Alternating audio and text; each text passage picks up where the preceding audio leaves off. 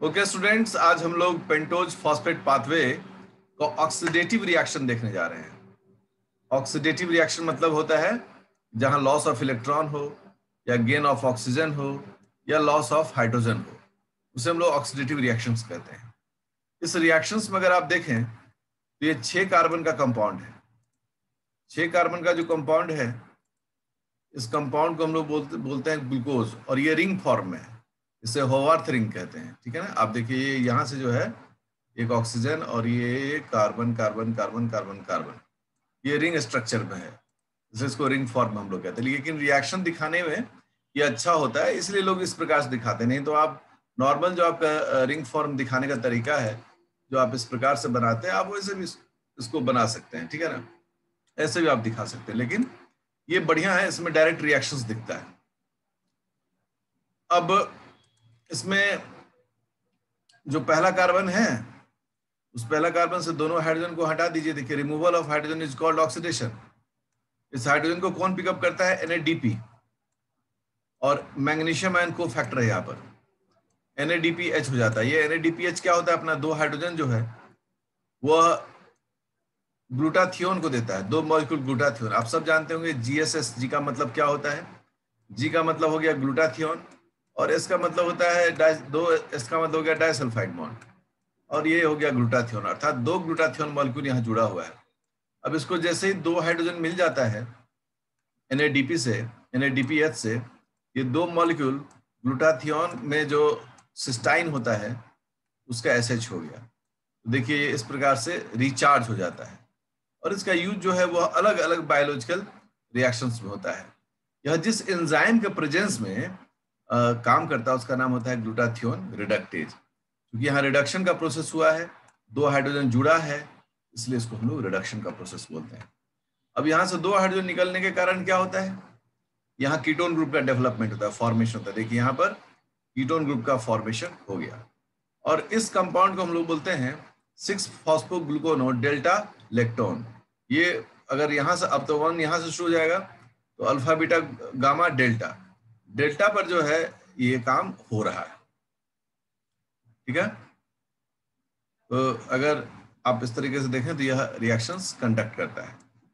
अब जब हम इससे आगे बढ़ते हैं अगले स्टेप में, तो देखते हैं कि ये जो 6-फॉस्फोग्लूकोनोन डेल्टा लेक्टोन है, उसमें एक मॉलिक्यूल वाटर जुड़ता है मैग्नीशियम आयन के प्रेजेंस में।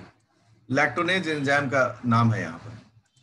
और जब ये एक मॉलिक्यूल वाटर यहाँ पर जुड़ता है, ये वाटर मॉलिक्यूल कहाँ जाएगा, कहाँ कैसे यूटिलाइज होगा? मैं थोड़ा ऊपर आ जाता हूँ। हाँ, कैसे यूटिलाइज होगा ये वाटर मॉलिक्यूल?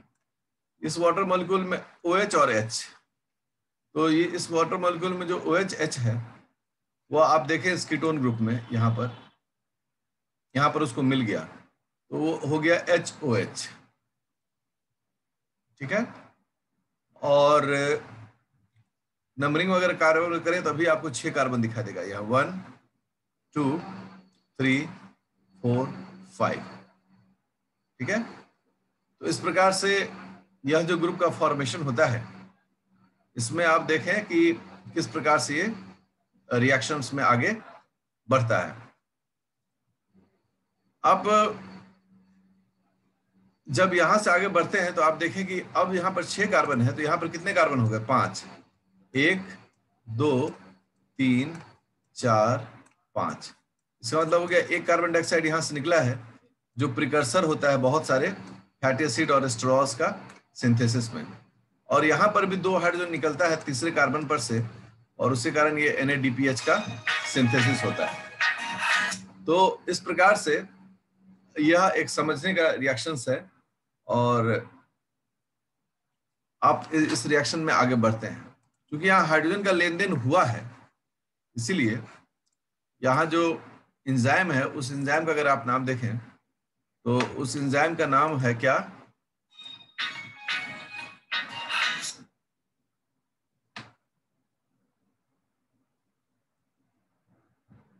मेरी आवाज नहीं आ रही? अब ये 5 कार्बन का जो कंपाउंड है, उसमें 1 2 3 4 5, सेकेंड पोजीशन पर कीटोन ग्रुप है, यह एक प्रकार का 5 कार्बन का कीटो मतलब कीटोज बन गया। डी टाइप होता है तो D राइबोलोज 5 phosphate, D राइबोलोज 5 phosphate, राइबोलोज is a कीटोज form. क्योंकि हमारा एंड प्रोडक्ट राइबोज होता है, इसलिए जब हम इससे आगे बढ़ते हैं तो इसी को आइसोमरेज एंजाइम की मदद से क्या किया जाता है, इसको आइसोमरेज एंजाइम की मदद से कीटो से इसको किसमें चेंज कर दिया जाता है, एल्डिहाइड के फॉर्म में, मतलब एल्डोज। कीटो से ये एल्डोज फॉर्म चेंज हो जाएगा। और ये राइबोज का स्ट्रक्चर है, ये सब आप सीखे हुए हैं, इसलिए आपको इस स्ट्रक्चर में कोई झंझट नहीं है, और ये एंड प्रोडक्ट मिलकर तैयार हो गया। तो ये जो प्रोसेस है, यह प्रोसेस यहाँ चलता है। ग्लूटाथियोन रिडक्टेज वाला हम बता दिए थे, वही यहाँ पर लिखा हुआ है। तो यह एक बेसिक रिएक्शन है, जिस रिएक्शन का अभ्यास आपको करना चाहिए, आप निश्चित रूप से इसको करें। अब आप देखने जा रहे हैं non oxidative reaction. Non oxidative reaction में क्या है, यहां पर किस प्रकार से हम लोग पेंटोज से हेक्सोज बनाते हैं, पेंटोज फॉस्फेट टू हेक्सोज, इसीलिए इसको लोग कहते हैं हेक्सोज मोनोफॉस्फेट शंट भी। अब आप यहां देखें, यहां प्रोसेस उलट जाना है। तो हम लोग एक इक्वेशन देखे थे, याद है कि 6 मॉलिक्यूल C5 से हम 5 मॉलिक्यूल C6 कंपाउंड बना सकते हैं। मतलब 6 मॉलिक्यूल अगर हम लोग राइबोज 5 फॉस्फेट डालें तो 5 मॉलिक्यूल हम लोग ग्लूकोज या फ्रुक्टोज बना सकते हैं। इसी इक्वेशन पर आप देखिए कि क्या यहां पर 6 मॉलिक्यूल C5 कंपाउंड है। तो हम टिक लगाना शुरू करते हैं, 1 2 3 4 5 6। आंसर होता है जी हाँ सर, यहाँ 6 मॉलिक्यूल C5 कंपाउंड है। और क्या 5 मॉलिक्यूल हमें प्राप्त हुआ है C6 कंपाउंड? तो हम लोग उसको भी चेक करना शुरू करते हैं, 1 molecule, 2 molecule, 3 molecule, 4 molecule, 5 molecule. Answer होता है जी हाँ सर, बिल्कुल। हम लोगों ने कितने मॉलिक्यूल का कंपाउंड प्राप्त किया है? 6 मॉलिक्यूल का 5 कंपाउंड। इसका मतलब हो गया इक्वेशन हमारा बैलेंस हो गया कि 6 मॉलिक्यूल अगर हम राइबोज को डालते हैं तो 5 मॉलिक्यूल हमको ग्लूकोज मिलता है। तो पहला मुद्दा क्लियर हुआ। अब क्या है कि C5 से C6 बनाना है, तो कुछ रिएक्शंस को आप देखने की कोशिश करें। 2 मॉलिक्यूल C5 आपस में जुड़ा। अब यहां पर सवाल आता है कि ये अगर राइबोज है या जाइलोज है, तो अगर एक एल्डोज होगा तो दूसरा क्या होगा? कीटोज होगा। ठीक है, इसको हम डिस्कस भी आगे करेंगे अभी, लेकिन आप यही समझेंगे अभी। ये 2 C5 जुड़ा तो C10 दो भाग में टूटा, तो एक हेप्टोज बन गया और एक मतलब ऊपर वाला हेप्टुलोज बन गया, और एक 3PGL बन गया, 3 फॉस्फोग्लिसरॉल्डिहाइड, मतलब कि ट्रायोज बन गया। तो 10 जो टूटा वो 7 और 3 में टूटा। और अब ये 7 और 3 आपस में जब जुड़ा तो एक C6 कंपाउंड बन गया, मतलब फ्रुक्टोज बन गया, और एक इराथोज बन गया। तो C6 तो आपको एक कंपाउंड प्रोडक्ट मिल गया, लेकिन C4 is not your product. अब इसके लिए क्या करना होगा? फिर एक C5 कंपाउंड यहां खर्च करना होगा। जैसे ही ये C5 कंपाउंड खर्च हो गया, 5 और 4 9 कार्बन में से 6 कार्बन का एक कंपाउंड मिल गया, मतलब वो दूसरा प्रोडक्ट मिल गया। और C3 एक हमको फिर से खाली एक मिल गया जिसको यूज करना है। इसी रिएक्शन को, पूरे रिएक्शन को अगर दोबारा करवा दिया जाए तो देखिए, 2 C5 कंपाउंड, मतलब 2 राइबोलोज, एक C3 और एक C7, जस्ट ऊपर का ही हो रहा है रिएक्शन। एक C4 एक C6, यहां पर एक एक्स्ट्रा मिल गया हमको प्रोडक्ट, 3 प्रोडक्ट। ये C4 और यहां पर हमने C5 यूज किया, दोनों आपस में जुड़ा तो एक C3 और एक C6, C3 मिल गया फिर से चौथा कंपाउंड। और ये दोनों C3 आपस में जुड़ गया तो क्या बन गया? C6 compound. और इस प्रकार से हम फाइनली सारे कंपाउंड को ऑब्टेन कर लेते हैं। अब इसी चीज को मैं, आप लोग भी अपना कॉपी कलम निकाल लें, तो हम लोग व्हाइट बोर्ड पर एक बार इस घटना को देखते हैं, तो हमें और भी समझ में अच्छे से आएगा। अब आप लोग कॉपी कलम निकालते हैं। अब यहां पर क्या है? एक C5 कंपाउंड है, ठीक है। यह अगर एल्डोज होगा, एल्डोज मैंने लिख दिया, इसके साथ हमने एक और C5 कंपाउंड लिया, इसको हम लोगों ने क्या लिखा, कीटोज लिख दिया, कीटोज होगा। अब ये दोनों आपस में रिएक्ट करके दो प्रोडक्ट दिया, ठीक है, दो प्रोडक्ट। एक प्रोडक्ट जो है वह C7 कंपाउंड है, C7, यहां पर ये कीटोज फॉर्म हो गया। और एक ने क्या दिया, C4 कंपाउंड या C3 कंपाउंड, तो C3 कंपाउंड, और इसका यह क्या हो गया, एल्डोज हो गया। आप गौर करें, जो मैंने आपको बेसिक सिखाया था कि कभी भी जुड़ेगा तो एक एल्डोज और कीटोज जुड़ेगा, और जब भी टूटेगा तो एक एल्डोज और कीटोज में ही टूटेगा। यही काम यहां पर भी हो रहा है। अब फिर ये आपस में जुड़ा, और जुड़ने के बाद एक C4 कंपाउंड बना और एक C6 कंपाउंड बना। जो C6 कंपाउंड बना, लाइक अगर फ्रुक्टोज बना यहां पर, ये हमारा प्रोडक्ट हो गया। लेकिन जो C4 कंपाउंड बना, ये हमारा प्रोडक्ट नहीं है, अब ये हमारे पास एक स्पेयर मॉलिक्यूल है। बायोलॉजिकल में कुछ भी स्पेयर मॉलिक्यूल नहीं होना चाहिए। इसको सबसाइड करने के लिए, इसको मैनेज करने के लिए अब फिर से यहां पर एक C5 कंपाउंड लिया जाता है। ओके, अब सोचो, अगर यह C6 एक कीटोज हो, यह C4 क्या होगा, एक एल्डोज होगा। जो C5 कंपाउंड लिया हुआ क्या होना चाहिए, कीटोज होना चाहिए। अब यह एल्डोज और यह कीटोज फिर आपस में क्या करेगा, जुड़ेगा, और जुड़ने के बाद इससे फिर से दो कंपाउंड निकलेगा।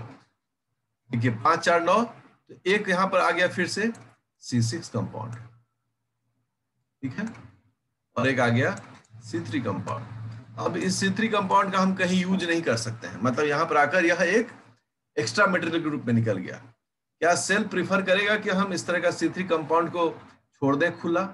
सेल कहता है कि हम ऐसा नहीं कर सकते हैं। तो फिर ये पूरा का पूरा रिएक्शन एक बार और होता है, सेम रिएक्शन।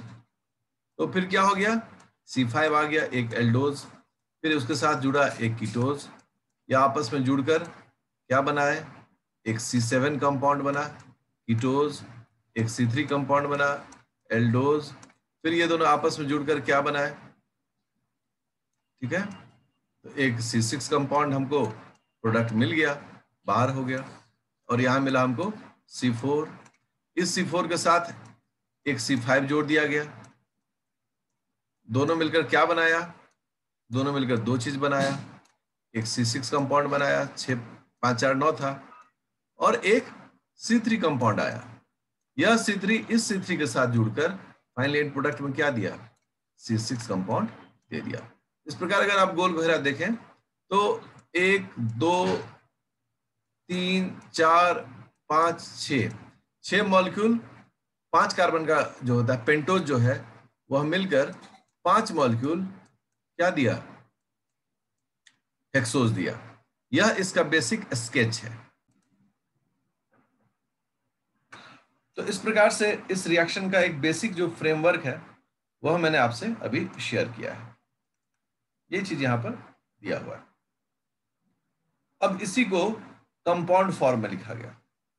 जब इसी को कंपाउंड फॉर्म में लिखा गया तो बहुत सावधानी के साथ काम किया जा रहा है, ठीक है, कि भाई अब इस रिएक्शंस को हम लोग कैसे लिखें। इस रिएक्शन को लिखते वक्त में जो सावधानी है उसको हम लोग को भी ध्यान देना चाहिए। अब मैं इसे मिटा देता हूं।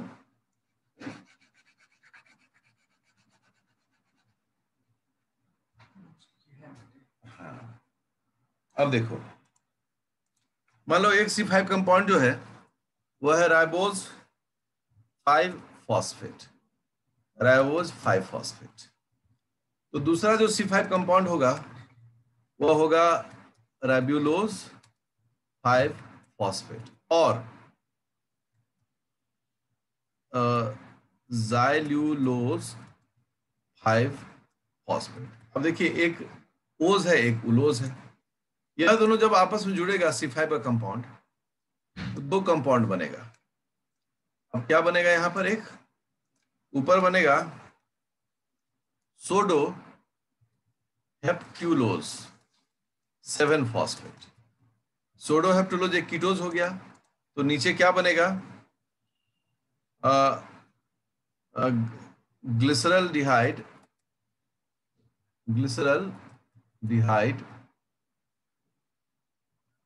3-फॉस्फेट।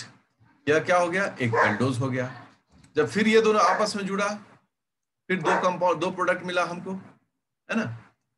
एक प्रोडक्ट जो है वो ऊपर वो बना फ्रुक्टोज 6-फॉस्फेट।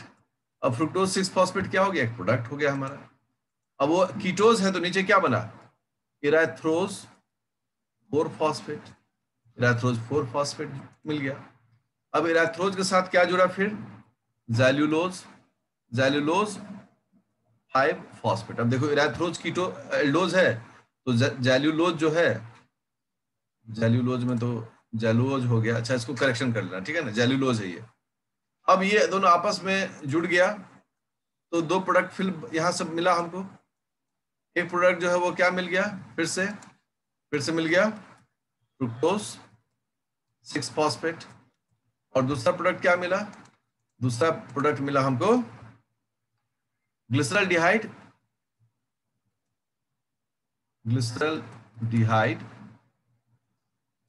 3-फॉस्फेट।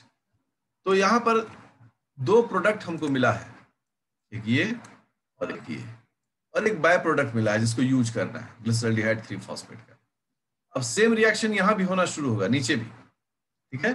और इसी अरेंजमेंट में वह हो जाता है, और उसका डायग्राम जो है, जो फोटोग्राफ है, वह मैं आपको यहाँ देखिए। इस प्रकार से यह पूरा प्रोसेस जो होता है वो कंडक्ट होता है। आप इसे एक बार अभ्यास कर लेंगे। अब होता है इस पूरे प्रोसेस में एंजाइम यूज होता है। जैसे देखो बाबू, सबसे पहले एक एक करके अगर आप लोग ध्यान दें, इस एंजाइम की चर्चा करते हैं। जैसे कि राइबुलोज 5-फॉस्फेट कीटोज से ज़ाइलोज, अगर ये हम काम कर रहे हैं, मतलब ज़ैल्यूलोज बना रहे हैं, यह इपीमर बना रहे हैं, क्योंकि देखिए आप इस कार्बन पर OH जो है वो राइट साइड में, और इस कार्बन पर OH लेफ्ट साइड में है। तो अगर आप इसको गौर करेंगे तो यहाँ जो एंजाइम है, उस एंजाइम का नाम हो गया राइबोज 5-फॉस्फेट इपीमरेज। क्योंकि जो इवेंट है उसमें हम लोग क्या बोलते हैं इसको, इपीमराइजेशन। एक कार्बन पर अगर OH का ओरिएंटेशन अलग डायरेक्शन में हो, उसे हम लोग आपस में इपीमर कहते हैं। यहाँ पर इपीमरेज आ गया एंजाइम। और अब अगला देखें आप, यहाँ पर ये नंबरिंग दिया हुआ है, epimerase, isomerase, transketolase, transaldolase, transketolase, phosphohexo isomerase, triose phosphate isomerase, aldolase. यह सब जो है रिएक्शन, वो यहाँ पर नंबरिंग दिया हुआ है। आप गौर करें, यहाँ पर देखिए 1 2 3 4 5 6 7 8 9 ऐसे रिएक्शंस में यहाँ पर इनका नंबरिंग दिया हुआ है। अब पहला में क्या है कि राइबोज से अगर ज़ैल्यूलोज से राइबोज बन रहा है, तो यह एक तरह का आइसोमरेज है, एक तरह का इपीमरेज है, यदि वो आपस में चेंज कर रहा है। रिएक्शंस में आ जाए थोड़ा सा, देखिए राइबोज से अगर ज़ाइलोज से ज़ैल्यूलोज बन जाए, या राइबोज से ज़ाइलोज बन जाए, तो जो पहला रिएक्शन उसमें क्या है, वहां पर एपिमेरिज्म हो रहा है, ठीक है। यह प्रोसेस यहाँ पर एपिमरेज कहलाएगा। लेकिन यदि दूसरा प्रोसेस में जाए तो वहां आइसोमरेज कहलाएगा, क्योंकि वहां पर क्या हो रहा है, एल्डोज से कीटोज बन रहा है। तो ये रिएक्शन का जो एंजाइम है उसको एक बार गौर से देखने की आवश्यकता है। आप लोग एक बार इसका अभ्यास पहले कर लीजिए, तो जो मैं अगला लेक्चर लूंगा उसमें इन सब पर अलग से मैं व्याख्या करूंगा। देखिए रोल ऑफ ट्रांसकीटोलेज क्या होता है, और रोल ऑफ ट्रांस एल्डोलेज क्या होता है, और उसके बाद ये टॉपिक जो है वो समाप्त हो जाएगा। इस टॉपिक में एक लेक्चर और बचा हुआ है। मुझे उम्मीद है कि आप लोग उसके बाद इस टॉपिक को पूरी तरह से समझ लेंगे।